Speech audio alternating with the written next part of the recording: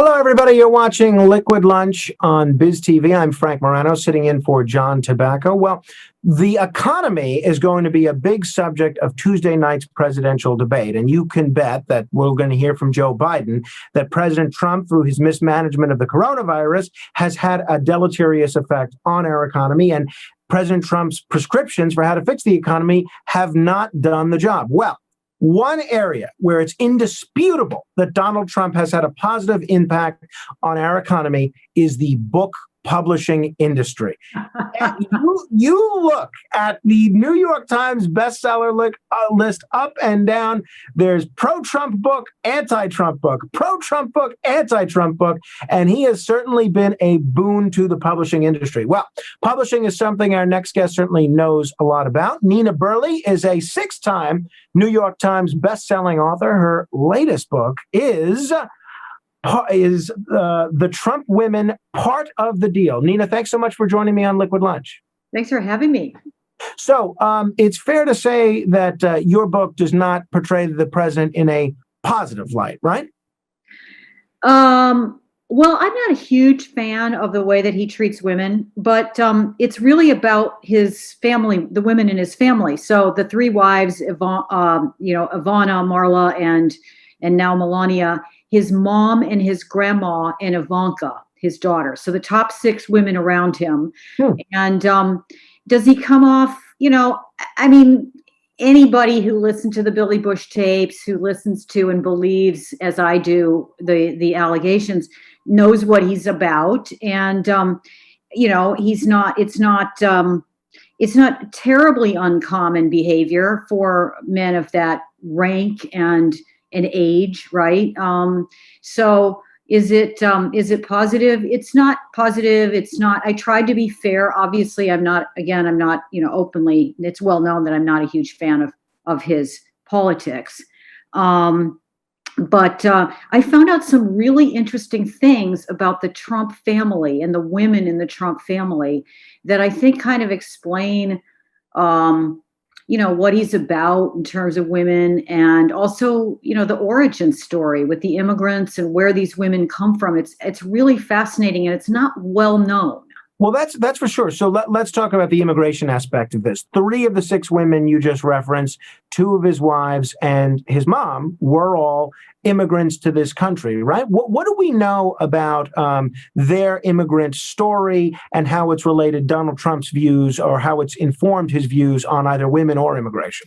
Sure. Well, actually, it's 4 women, because his grandmother came over from Germany and could barely speak English, and then her husband, his grandfather, died of the Spanish flu, leaving her a widow with all these children, barely speaking English, at a time in American history when there was a lot of anti-German sentiment. It was right after World War I. They hated the Germans. So she actually picked herself up, and with this tiny nut that this husband left her, created the Trump Organization, literally incorporated the Trump Organization. And it's fascinating because, of course, the son, Fred, Donald's dad, really worked like an ant to build it. But his mother created it before he was old enough. He was 13. So the company was started by a woman.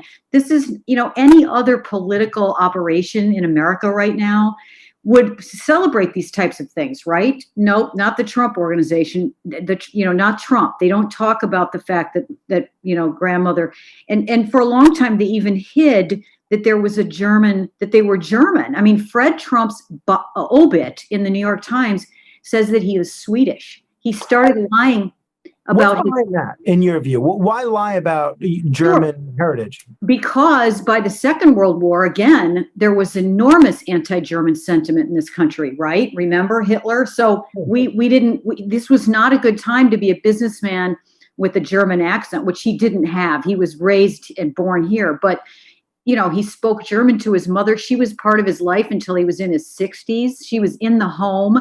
So Donald grew up with one woman, the grandmother, speaking in this heavy German, Middle European accent. He's accustomed to that sound.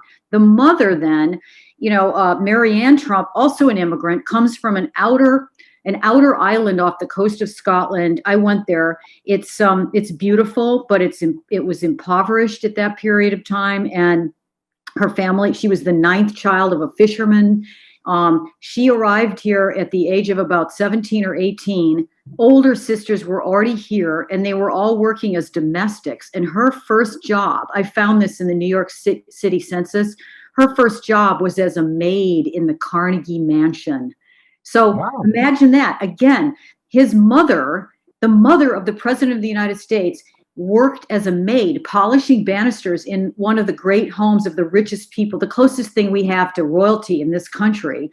That's who his mother is. So you begin to understand the sort of obsession with the royal and the gilded penthouse that he has to have and so on. So that's the second immigrant. And then of course, Ivana was a Czech, grew up speaking Russian, a collectivist educated child in a communist country. Not easy to leave Czechoslovakia in the 60s when she got out of there. You had to have some serious connections. And when I went to Prague, I interviewed a lot of people who studied the secret police and the KGB during the Soviet years, and they said there was something really interesting and strange about her getting out when she got out, right? She was beautiful. You can't tell now she's an older woman. She was this lissom, tall, blonde woman. And she stole his heart, right? And became, wife number one. And she habituated him to the Slavic world. He would have never been going to Russia had he not been with this woman who spoke Russian and was going to translate for Raisa Gorbachev. Yeah. Little known facts. People forget about this. And then finally you get Melania. Well, so let me ask you a couple. I wish I could keep you for a full hour because I have a number of questions about this book and I'm really looking forward to reading it. And I will point out to your publisher that there are some publishers which will give complimentary books to the folks that are interviewing their authors, but maybe this is not a publisher that's one. Well, they will give you one. They must not know that you want one. Well, I'll have that. That'll be done before we're off the call here. Thank you, Nina. Thank you. On the Melania front, if you look at a photo of her father, right, Victor Knobs, he looks exactly, not a little bit, exactly like Donald Trump, he even dresses like Donald Trump. What do you think it says about Melania that she would marry a man that looks identical to her father?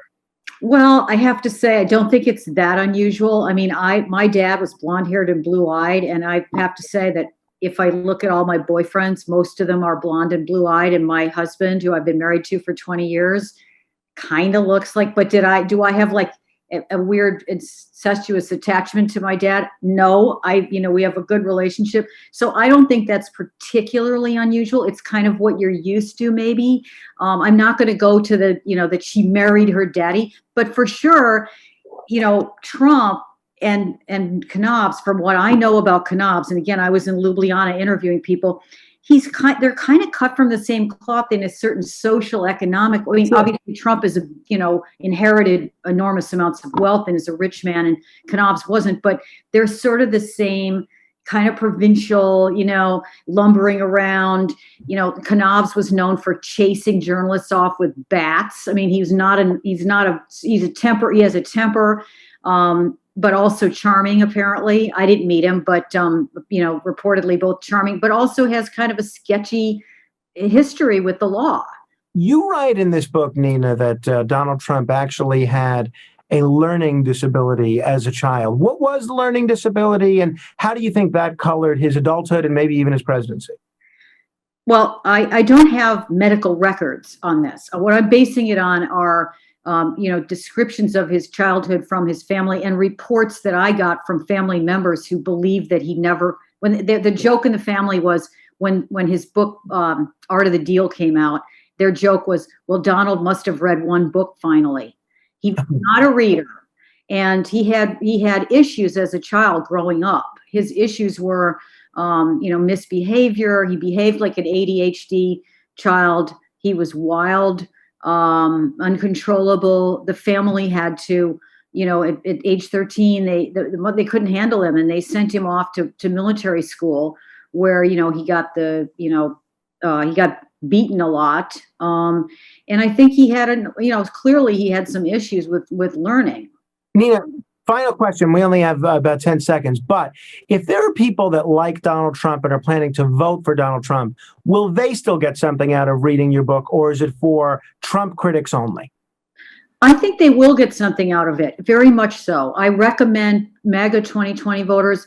I think it's super interesting. This is a family history, and who these women are and what they're up to is, whether you like him or not, this is an interesting clan.